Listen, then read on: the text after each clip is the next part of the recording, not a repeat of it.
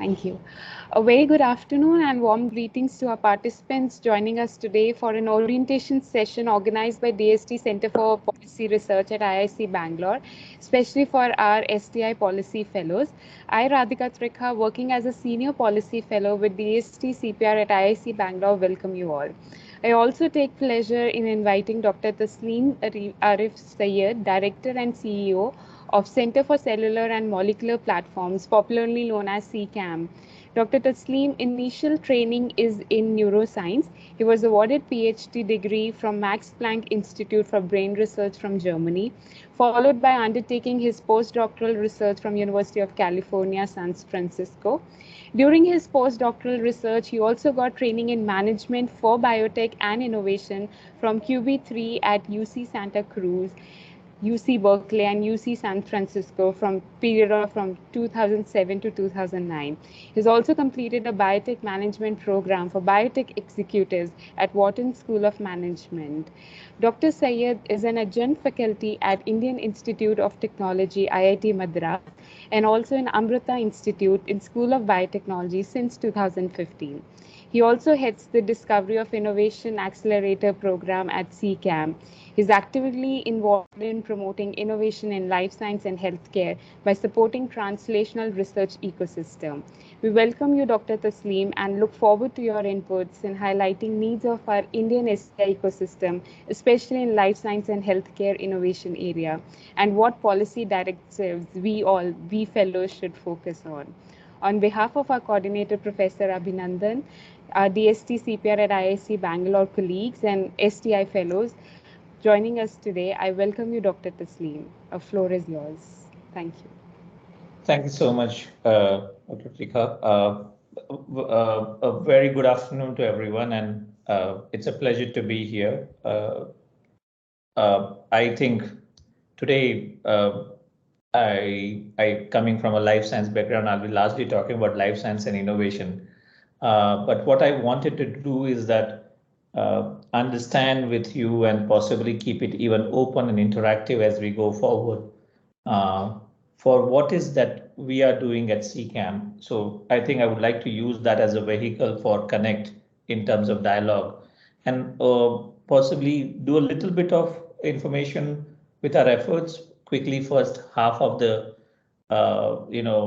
the talk, and then if it's okay, open for any kind of questions in terms of policy, for scientific innovation, for societal impact of science, for any other thing that you would like to bring in, and where we stand in terms of policies and so on. So I'm happy to take those.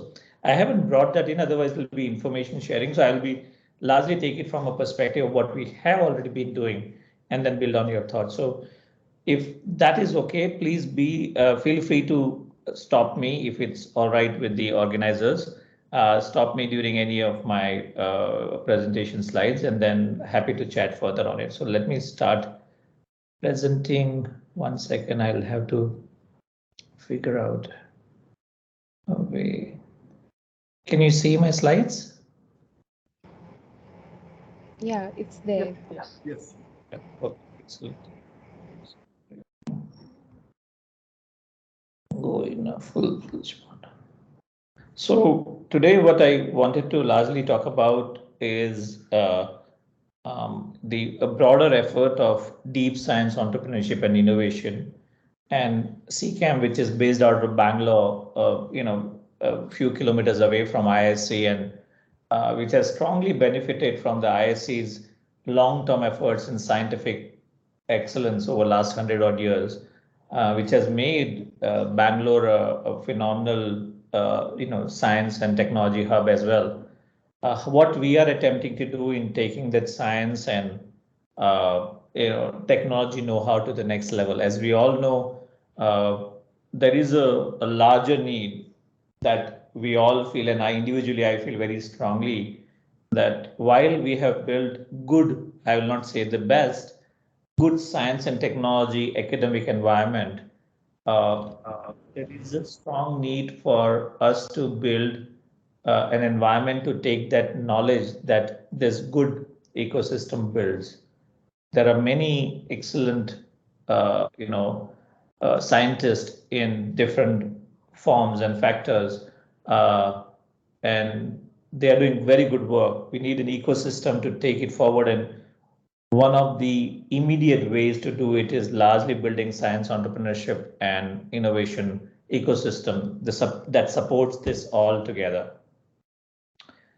We all, understand this. We all have read it, but just to use it as a context, we know that excellent scientific knowledge reaches its maximum impact in society when it solves a problem in the society. And we know all that is happening around us. A simplest example would be what we are talking about on daily basis right now are vaccines or mRNA vaccines for that matter. That was the work was not, the original work on mRNA work and as a delivery was not necessarily built from a mindset of responding in pandemic, where traditionally we were building such a antibodies or the response in 10 odd years. Now within a year of pandemic we had it, and which had been mass level available and so on. So clearly many other scientific discoveries have had their impact further along when people continue to utilize that knowledge and make it into an impactful innovation as it goes forward. There are people who have driven that, and there are many such examples in India and beyond. We have CIPLAs of the world, we have Biocon of the world, where individuals have built scientific journeys and attempted to take it further. And we have several more examples coming as we go forward. So when and the reason I'm emphasizing on a scientist-driven entrepreneurship culture is that creates this much needed technology or scientific edge compared to the other innovation edges that we have. So when a scientist decides to take her or his work further towards a building technology product, that is something that actually makes sure that there is something path-breaking, breakthrough innovations possibilities come forward because somebody takes the passion and the drive to realize the larger potential of that science impacting society. That's a very exciting phenomenon, something that is important, and we should possibly, I would say, that enable it more and more.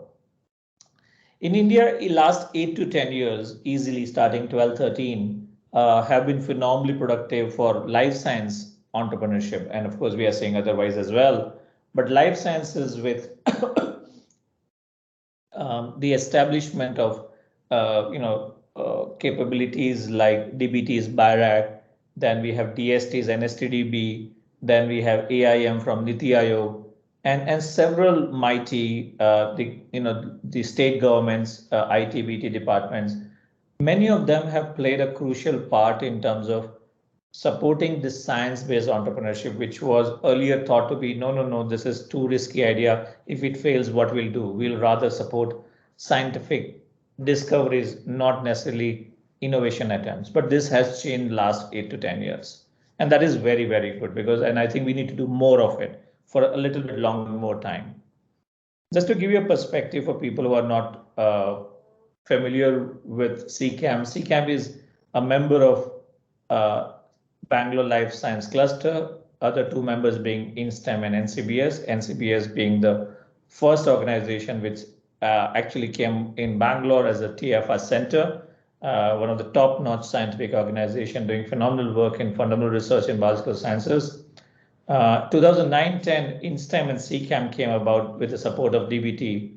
INSTEM's mandate being largely in terms of stem cell biology and regenerative medicine, and CCAM's mandate largely being, excuse me, a catalyst of high-end research and innovation in life sciences, of course. What are the verticals that help us do better? We have a technology platform vertical where technologies are being used by researchers across India. And then there are entrepreneurship programs, which has innovation, early immersion program, funding program, incubation program, and other programs. And then we have now third vertical, which has a translation and a commercialization vertical. This is some of the work, and I will skip this largely, but this technology platform vertical has capabilities. And again, this is a very strategic way of looking at it. But I will expand on it largely that in a setup of for scientific research, uh, in last 30, 40 years, tools have become very, very important, as we know, right? As we know that these tools like microscopy, genomics, the other screening capabilities, they drive scientific effort further, be it basic research or applied or development effort. And many a times clusters like ours and many other institutes like ISC and many other places have this capability, and but sometimes they are not easily accessible to the outer world, and not proactively reach out for the extra capacity that these platforms hold. And in absence of this, many external scientists who are not as well funded, they actually suffer in terms of their scientific progress, obviously, because of the crucialness of this technology platform's usage or the availability or accessibility. So one of the things that CCAMP along with NCPS and INSTEM we have done is that make those available outside and all of this and proactively reaching out to the researchers both in academia and industry. And this has resulted in a much larger outcome by just making it available. As we can see, the researchers across India have been able to come, use it, publish papers, get trained, and so on. So this is a very interesting switch, conversion of an availability of high-end capability into accessibility. So that transition has been very, very important. So that's crucial aspect of it, because this is, you are just unlocking what is already available. So that's one technology vertical. The second one has been where, as I mentioned, being in such a scientific environment, we wanted to say how new ideas can be supported, and it coincided with many of these funding agencies that I mentioned, their emergence or their establishing. So we have set up several capabilities, but again, these are just means or tools of doing what we want to do. But the bottom line for us is to identify ideas, scientific ideas, which have phenomenal, uh, could be risky, but has breakthrough possibilities, and how we can support them through the value chain of this innovation, and see if once they reach the outcome, can it solve societal problems and also become the torchbearers of science-based innovations and economic drivers. And that has been, and these are older slides, so pardon me for using this for now, but we have added many more onto this. But just to give you a perspective, and I'll not spend much time on that, today India's one of the best scientific innovations are on this slide, where CCAMP has supported. And our attempt was to simply say, sounds a very good idea. How can we support you? Can we work with you to get you funding? Can we incubate and handhold you, mentor you, accelerate you? And there are ideas which are doing possibly one of the top 5 companies in the world doing antibiotic discovery for antimicrobial resistance. The company which became most relevant in pandemic. So the first one was Bugworks. The second one was this Koyo Labs right here, if you can see my cursor by any chance, to do respiratory devices for neonatal and adults, which was very useful. They have been working and they have a device approved by US FDA for a specific use. I will not go into details of it in the interest of time. We have some people who are working to convert the global warming gas, methane, into non-human food. Technologies like Biomonitor. So String was the previous one. Technology like Biomonitor to, for 4 years or 5 years, they are working on to, build the, kind of sterile environment in rooms and in ICUs and so on, where we know that cross-contamination, ICUs are always multi-bedded ICUs, and how does a cross-contamination can suffer in each other. We always hear that patients acquire secondary infection, not what they came in with. They came for something else, acquired infection, and that actually became the fatal for them. So how do you prevent cross contaminations by creating completely sterile environments using technologies for air decontamination? stem cell companies for doing the vision disorders by using stem cell work and so on.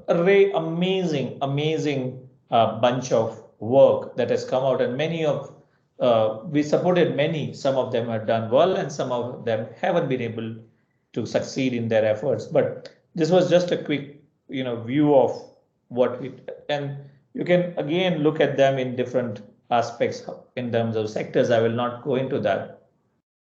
But again, in life sciences for healthcare, agri, animal husbandry, and nutraceutical, if you want to talk about, and then also the environment per se. But at the same time, it gives you an opportunity once you have gone through all this, it gives you an opportunity to say, okay, so what do we think is the most important needs in India? And one can't hide away from the fact like maternal child health, our numbers really don't, do well justice to what we want to be as a country for maternal child health. So I think we need more innovations from the ground. And I would come back to a point that I would like to make. The homegrown or indigenous innovations are important. The reasons I'm trying to say that is that sometimes, many a times, the global innovations or global products or in healthcare or otherwise, while they are good, but when they are brought in as a parachute landing, one would call it, in many settings, they don't work because of the settings and the context of the settings are different. The training of people is different. The environment of the hospital or the primary healthcare or the district hospital is different. The infrastructure is not there. The electricity and many other components are not there, and it is very expensive. So you need an ear on the ground to identify that these problems, while solved on paper, are not being solved on the ground. And we need innovations to actually fill those gaps, which are reality. And you have many of them. I will not go into this, but I'm very happy to say that out of 6 which are here, 4 products are good to be in market by next 6 months or so. And that is phenomenal according to me, because these are the bets we have taken in this particular sector that we believe is important. And these are the 4 which, if they come to market, they are going to solve what, of course, how their market, once they go, how they are taken up in the hospital. And those are next level of challenges that will go. But very happy to say they are actually going through the regulatory components and getting approvals as we speak. 2 of them have actually gotten approval, and they have more or less launched it. It is in the market now. Similarly, the issue is the same in agriculture, another important sector that we need innovations for many reasons. And I'll not go into technical components of it. Happy to expand on it, by the way, anytime on each of them. But the innovations which can help farmers from protecting their own health against pesticides, help farmers to have higher production of crop, help farmers to have reduce the loss of post-production, post-harvest, which is around 40% in India right now. There are several components to do this, all 3: pre-seed, during crop, and post-crop harvest. There are many innovations which can help farmers to ensure that they can be supported by innovations that can help them on the ground. One of the biggest global problem is antimicrobial resistance, and India possibly is an epicenter of it.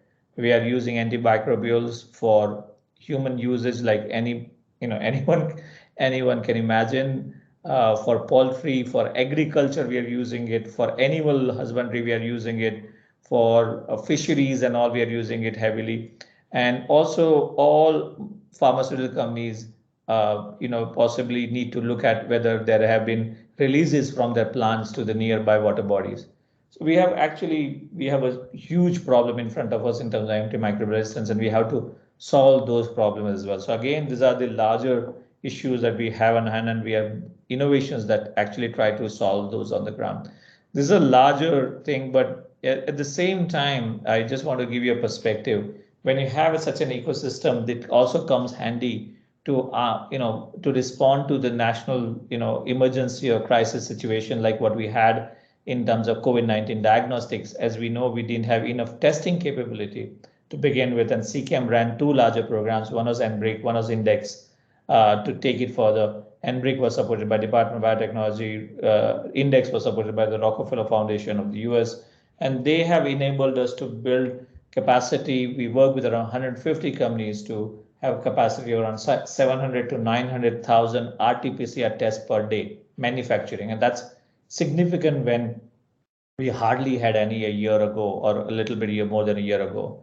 Similarly, we did a larger program called CCDA, COVID-19 Innovations Deployment Accelerator, to identify some of the innovations early on in March, April 2020, and 2020, I meant.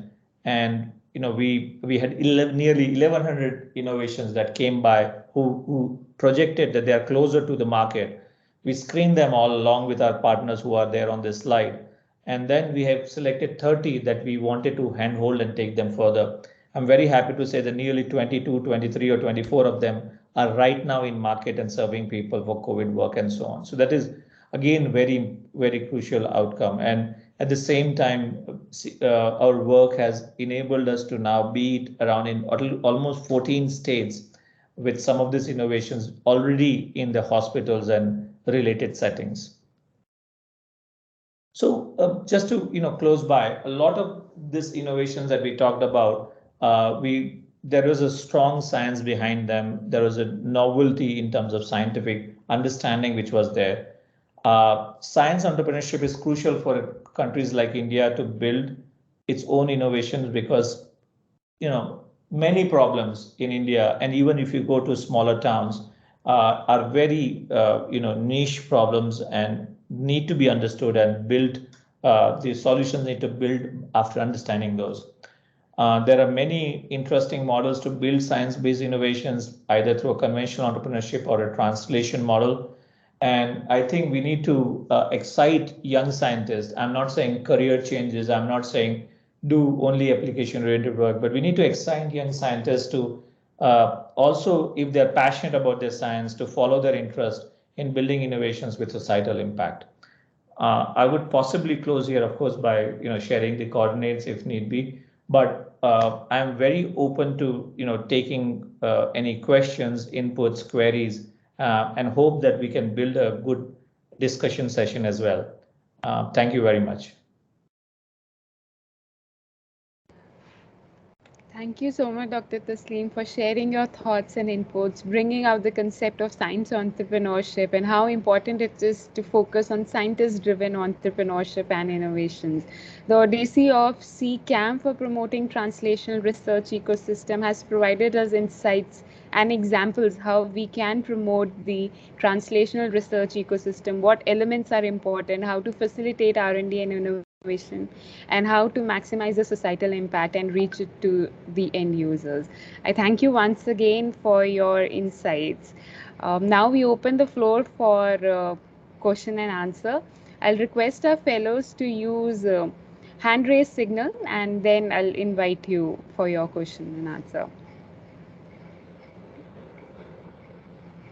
Yeah, so we have our first question from Suresh. Suresh? Yeah, thanks, Radhika, and thanks, Dr. Syed, for this really amazing talk. I have a very basic question. Like, CCAM has been a great success story. So, what do you think, like the steps from the side of PBT, as well as from support of the bio cluster that is there with NCBS and other academic partnerships, that were crucial in making it such a successful story? What are the things that went really right in creating an institution like CCAM? You could highlight some points. Yeah, no, it's a absolutely high-level questions, but I'm happy to take a stab at it. I think, but I'm in a very fortunate situation to look back, because I'm associated with CCAM from day one. So I'm very happy to see, but I do have the understanding of the entire thing. So I can really take a good look at your question and answer. I think a few things that stand out is a vision from day one in terms of what was envisaged. The vision was to see that going forward, India had an issue of amazing scientists, but in small numbers or small stars, distanced. there was not a strong communities of scientists working together. There was, if you globally talk about, there are places that you talk about that, the Boston area, the San Francisco, the Berkeley area, you don't have to talk about it, because when you walk around and you will, in 10 kilometers, you will get, existence of those, and more people come together. So idea was to build critical mass of scientists working together, but working at different flavors of science, not different kind of science, different flavors of science. So scientists working in the early basic research, translation work, innovation work, and all being together. So I think it's a long-term view, and that is very, very important. We should, and such a thing has been attempted, of course, at Faridabad a cluster, and Mohali cluster, and now the Kalyani and Pune cluster is also, but the idea is that it will still take 10, 20, 30 years to mature, where at the same time, the people who can actually take it, the corporates who actually can support us back, the VCs who will be there, philanthropics who will be there, will be coming and sitting at the same cluster and having a coffee at the same time with all this kind of flavor of scientists, basic research, and working on it and talking about it. That's what we are looking for. When, if you talk about Kendall Square, that's the mix that we have. When you walk, just cross the road, you're crossing a VC, a scientist, a student, an innovator, and all that in 5 minutes. And that's what we need to build as we go forward. So that was one as a vision.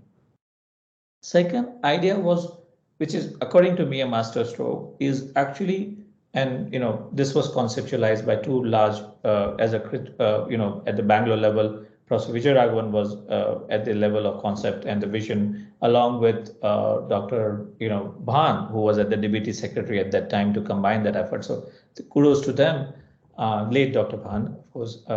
But I would say that the second master stroke was to actually build two more organization next to the existing organization, that is NCBS. One could always argue that why can't you have a department of innovation or department of stem cell biology within an existing organization? Yeah, you can have the same, more or less the same budget and set it up. But by having separate entities which have nothing to do with each other, but exactly get leveraged by the existing organization, which I strongly would say again that they have been phenomenally supportive, and on the same walking distance of 2 minutes, you actually are in the other organization. By having, you actually gave those new organization a national landscape rather than an organizational landscape, right? You did not say that, okay, you are here to support this organizational, efforts or mandate. Organizations were given a national mandate. That is a very, very, you are an organization which will support nationally. So while we are sitting in Bangalore, you saw the one graph of India, you saw the other graph of India too, and you could see our reach across India. That is something that was allowed because of the vision that it would have a national landscape rather than a local landscape. That is second. Third very important thing was to, let the organization be nimble and evolve. That is very, very, of course, have a direction, but let it evolve, because you do not know how dynamics outside world is changing. As I mentioned, it was at the same time that the other innovation organizations came together, right? So it was a coexisting, and because we could respond quickly to them, we could collaborate with them and work with them, it became a mutually working partnership with many organizations like BIRAC, which has done phenomenal job on the ground. And AIM is there, NSCDB is there. How do you partner with them and build it? So it's about having the retaining the nimbleness, the flexibility of on the ground, while having a large picture of mandate, but also allowing that. So I would say 3 level. It was a longish answer, I know, but it was a very good question, and for this particular discussion, I think it was the right question, that what was important for an organization to succeed, for whatever success CCAM has at while individually we are very excited, but still we should say that we are modestly successful. I think this 3 was very crucial, according to me. Thank you for that question. Thank you very much, Dr. Syed. That It's really helpful. Thanks. Pleasure. Thanks, Suresh. Just before inviting other people who have raised their hand, like we talked about the cluster. I have a quick question on that. So we talked about NCBS, how you see cluster approach help in building the strong interconnect with industry and academia. So were there any impediments when the whole connection started between industry, academia, and other government organization in terms of having a stakeholder mapping and connection activity? And what elements do you see were very important to have a kind of a stakeholder interconnect with each other? And you mentioned about the new clusters that are coming up, Mohali and Kalyani. They would be a very new cluster, the first step to take forward. So what would be your suggestions and directives from them, like what vision they should have and then move with it? Correct. So I think, conventionally, we do know that the academic campuses haven't had strong industrial presence. We do know that, of course, I'm generalizing it. So I'm sure there are very good outliers of that statement, but conventionally we haven't had. But of course, there is always an understanding that to go forward, we'll need that, because globally, areas like life sciences require the coming together of academic researchers, industry, startups to make a successful impact, long-term impact. And I think as a cluster, as a whole, we are going forward to that. So that's, I would not say there were impediments, but I think there's always a progress towards the right approach. The next thing that you asked in terms of clusters, so I think I just wanted to add, while we had this bio cluster or life science cluster concept, as you are aware of it, there is another year and a half, 2 years back, a city-wide clusters of science institutions and industry has come together. Bangalore is one of them, Pune is one, if I'm not wrong, Bhubaneswar is one, and there are a couple of them. They are all under the office of the PSA, Principal Scientific Advisor, which actually takes even a larger picture of this, not necessarily limit to a campus-wide audience or other structure, but rather take a larger city-wide one, where for the Bangalore, the main office is actually, and secretariat is hosted at ISC, and all of us, CCAMP, INSTEM, NCBS, many other institutes are part of the cluster, and we are building programs together. So I think this is a good learning, because this allows us to come together. And I don't think I would like to say anything in terms of advisory capacity to other clusters, but one thing one can say is that I think ability to have and possibly appreciate different flavors of science is going to be important going forward. I think that's very, very important. Every flavor of science is crucial. And I think the more what we need in excellence in every flavor, we doesn't want a mediocrity in a way for that. But I think we definitely need excellence. So if you can attract good flavor of scientists for basic research, for translation, for innovation, and so on, I think that would be a very good way to get going, rather than having a strength in one and possibly not having much strength in another. So that would be my 2 cents in terms of having a larger cluster phenomena going forward. Thank you. I'll request Janice to come and ask her question. Janice? Yeah. Thank you, Dr. Syed, for a very enlightening talk. I mean, this idea of science entrepreneurship, definitely for a country as large as India with a large STI ecosystem, does raise the question as to something systemically wrong in terms of our academic training, as to why is it that we have such few people venturing into entrepreneurship. Why is it that we are not able to have this risk-taking ability that every entrepreneur needs to have? Do you see something systemically wrong in the kind of academic training that we've received?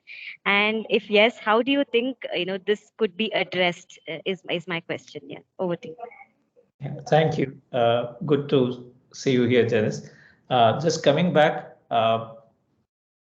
I would say that yes, it's much needed according to me, and I believe that we need immediately more of it, to be honest.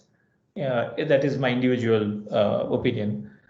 I think that I wouldn't say that it is a systemic issue or a failure. What we need is a little bit of more opening and more exposures to our scientific researchers. Just to share with you, and it would, if it helps the logic here, a lot of my thought process, which actually got possibly at least I could learn a little bit more, was my exposure at places where there was no discussion of how scientific discovery looks bigger picture somewhere else, how companies look at it, what are the challenges, what investors do, and so on. This is just happening now. So it is happening not as much, but it is happening in environment. I think we need to do more of it around the academic environments, what I would say. We need to allow more of this flavors, more of this different stakeholders come to academic environments, invite them, give them the chance to talk to people so that people can understand. I never heard, or I haven't been thinking along those lines. This is very exciting to me. Can I do that? Because not everyone is meant for a particular line of work, right? So I think I wouldn't say a system failure, it's an exposure issue.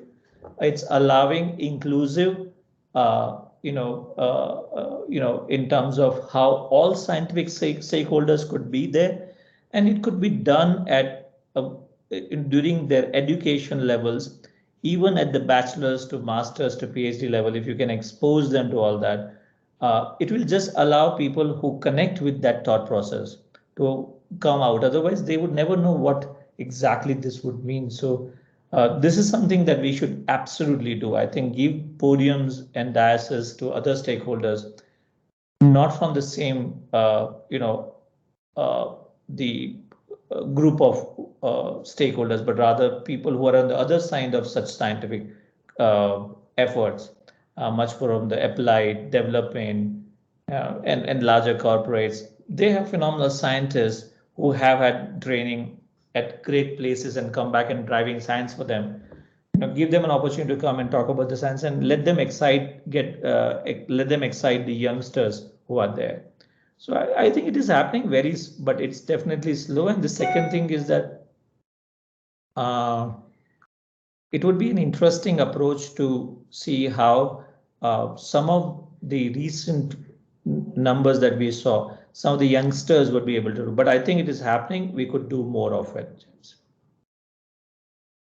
Thank you very much.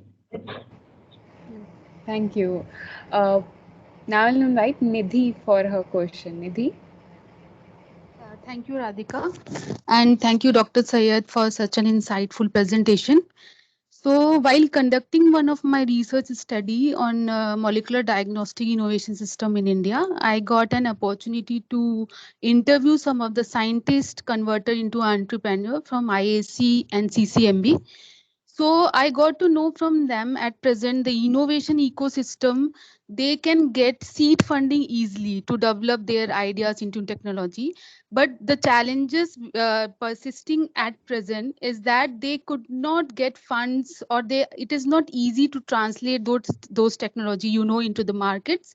So I just want to know, although to some extent it has been dealt by the development of incubator center in those campus, but from you, I just want to know that what other measures can be required to address those challenges. Over to you, sir.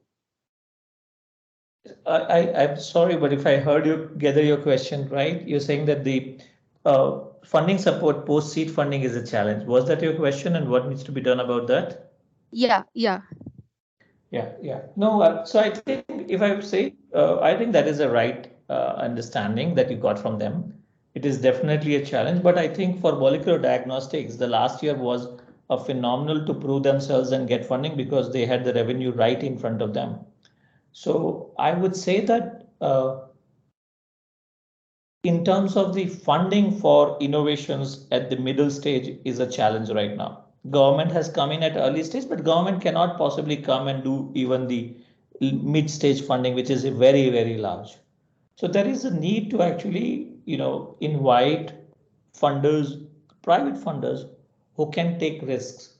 And for that, I think it is important for while I think everything can be done from a policy perspective, if you ask, one has to kind of build such a system when we want international players to come in, where we want international funds, local funds to do something, we have to build schemes, incentivizing schemes to actually do that. So we'll have to build such schemes which incentivize them to put funds at a mid-stage risky innovations. And then hopefully once the ecosystem is built, when there are enough players and it looks stable, then those incentives can be, kind of, slowly, kind of waned off. So I think that is something at the policy level, I would say, is important to provide the attractive atmosphere for them to come and fund risky innovations. Thank you. Thank you so much, Dr. Syed. Now I request Professor Abhi to come and ask his question. Professor Abhi? Yeah. Yeah, thanks a lot, Dr. Syed. That was a very interesting talk. I'm interested in a little bit of the history behind CCAMP, not specifically the CCAMP's history itself. What was the scene like when CCAMP started in terms of science-led entrepreneurship? And in what way have things changed in India, or at least in Bangalore, in the last 11 years, in terms of all the ingredients that would go into making CCAMP a success that it is today? I have some interest in that. Your views. I think sometimes such questions bring out thoughts that you never had, you never articulated for yourself. So that's always good in terms of discussions, right? That's the best part about it, when somebody can, trigger you to think about something that you haven't been thinking.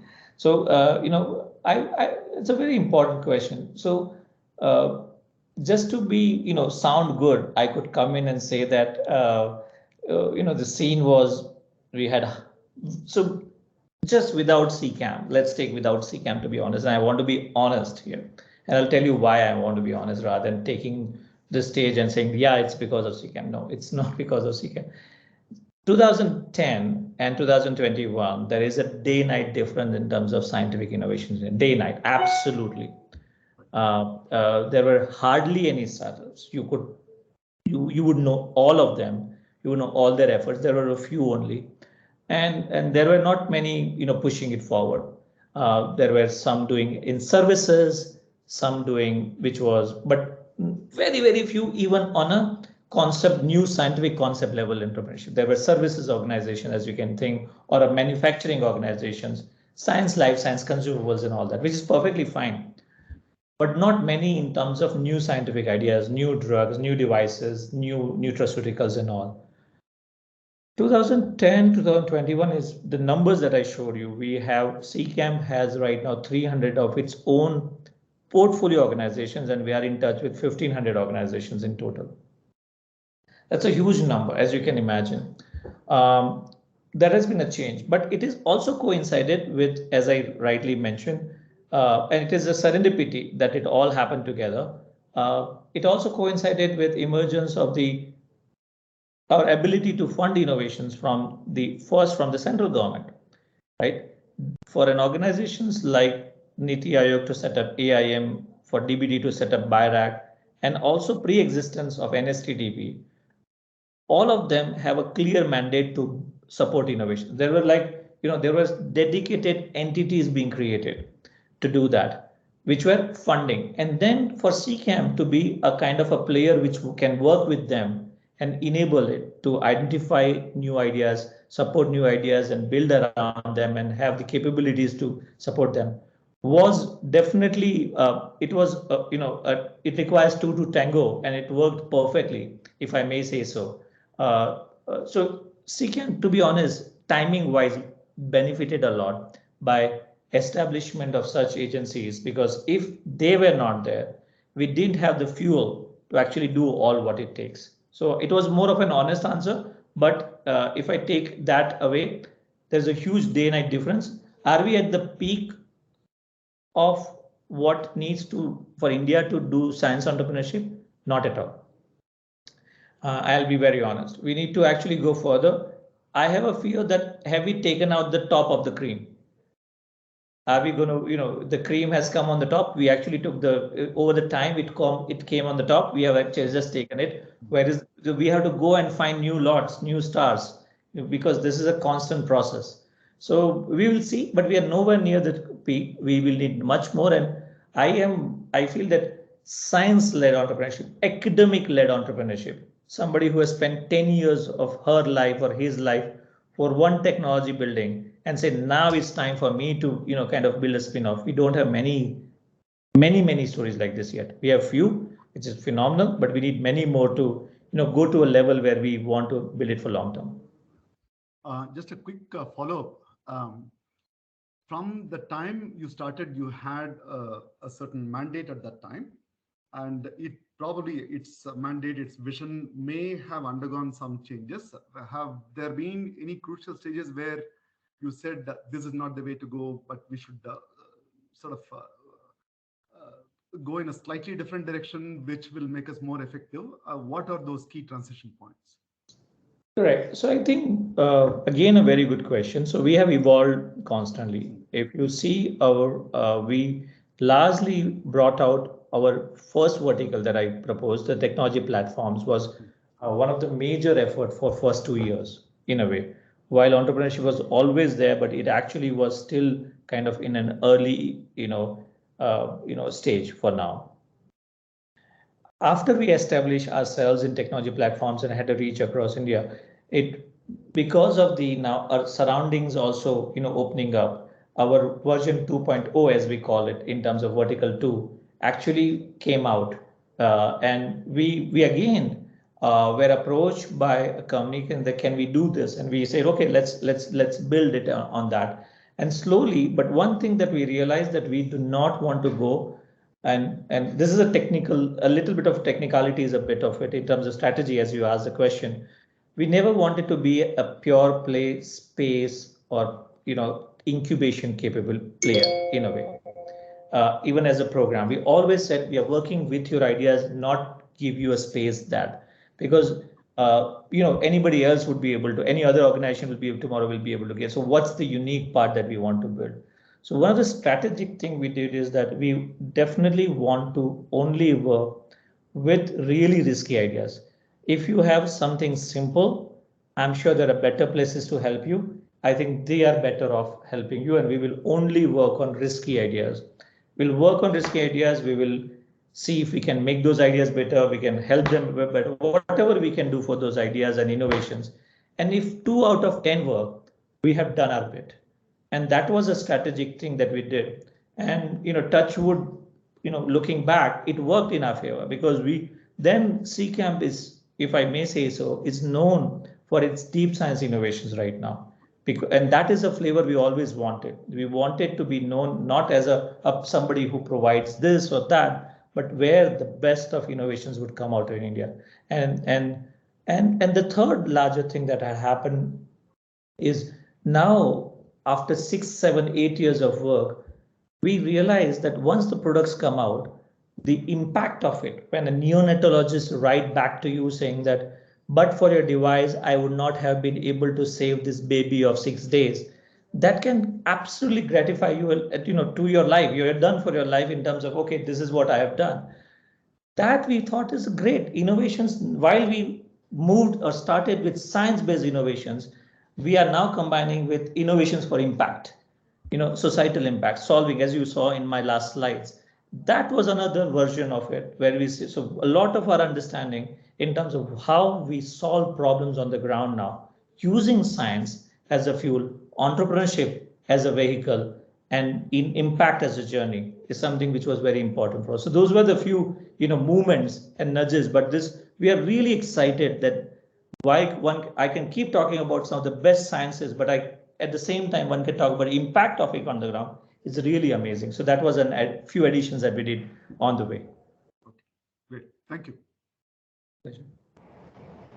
Thanks, Professor Abhi, and thanks, Dr. Tasleem, for walking us with that journey where we have a fuel as an innovation and journey as an entrepreneurship, and definitely the impact that will lead to further such innovations. Now I request Gautam to ask his question. Gautam, over to you. Thanks, Radhika. So, Dr. Tasleem, your last reply to Professor Rabi, that innovation for impact. So, my question is something related to this.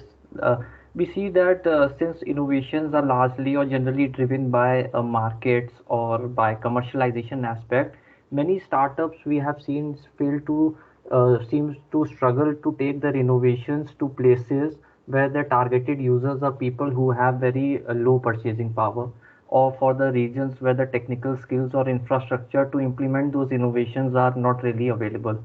So I want to know from you, in life science sector, has this affected the basic science, the basic research or innovations in for areas where the targeted users were those I mean, have the startups struggled to get funding where the targeted users were very low or very remote, having low purchasing powers?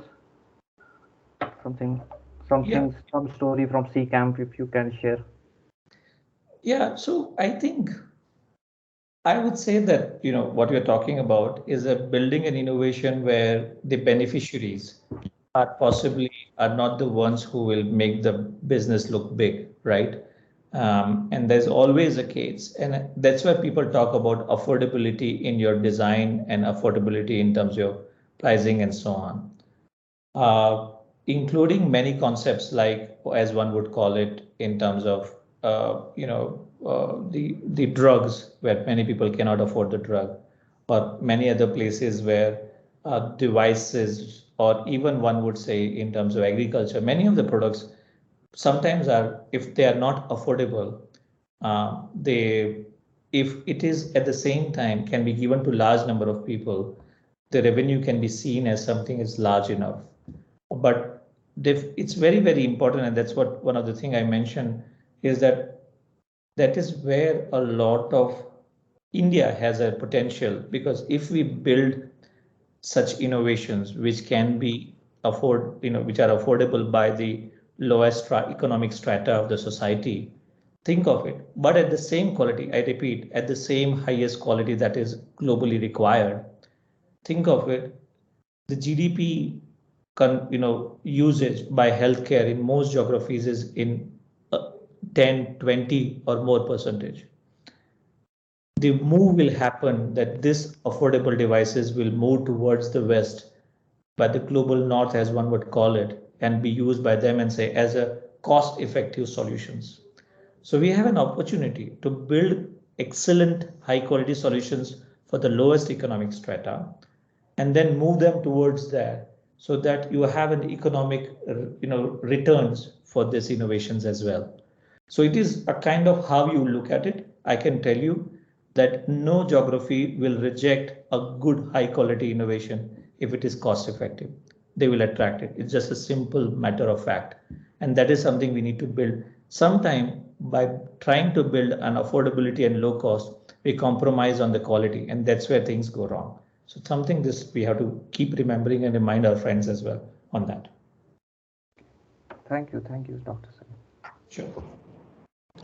Thank you, Dr. Tasleem, and thanks, Gautam. Yeah, hi, Dr. Sayed. Am I audible? Yeah. Okay, great. I had a smaller question, since I'm not very familiar with the life science innovations and even the technologies itself. Since you mentioned the Kendall Square cluster, and yeah, I'm sure many other countries are trying to set up these clusters. I was just trying to understand, is there something particular where India might have a particular technology area where India might have a competitive edge, or it might be able to develop one given its resources, or maybe given the use of antibiotics, as you mentioned, there's many more cases here, so we can do a lot more trials. I'm just curious. No, sure. No, it's a good question. I think you just took off from some of my previous answer to I think Gautam, if I'm not wrong, where I mentioned that if we build innovations at high level of science, and the quality, but at the affordable rates, that's huge opportunity for us to actually, have a global leader, because we have people, who cannot afford much at all. So affordable healthcare is a huge thing. You know about generics, it has been true. You know about vaccines, we are the global suppliers of that. Why? Because we have been able to have high quality at low cost, and then the rest of the world has accepted it, and this is where our leadership has been.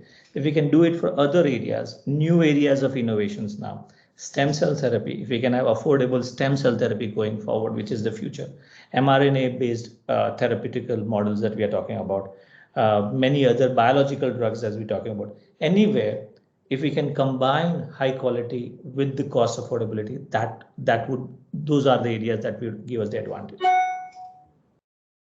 Sounds good. Thank you. Thank you.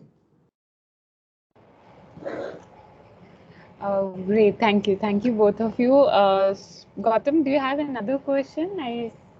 And Chagun, both of you, your hand are raised. I think those Gautam? are. I think it was from Okay, the they were from there. Yeah. All right. Great. So we had a very healthy discussion and we took loads of inputs from you. We thank you once again, Dr. Tasleem, for your insightful talk and having an honest conversation with all of us and clearing all the doubts and questions that we have. We again thank you a lot for your talk, and we look forward to interacting with you through your mail. You have shared your coordinates with us. Any one of us, we will reach back to you to take more of inputs and how a translational research ecosystem should work and science entrepreneurship should lead in the country. Thank you once again. I thank you all the participants, our fellows joining us today. Thank you. Bye-bye. Thank you very much.